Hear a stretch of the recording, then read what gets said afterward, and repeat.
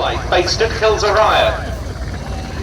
And that's very suitable because Dutch units flew Mitchells extensively during the war, not least in the D-Day period.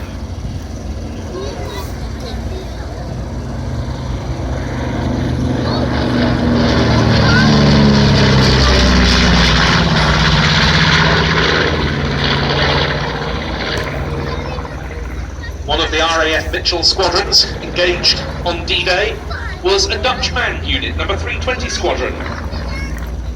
On the 6th of June 1944, its records show that it flew 17 operational sorties by night, the target a bridge over a river.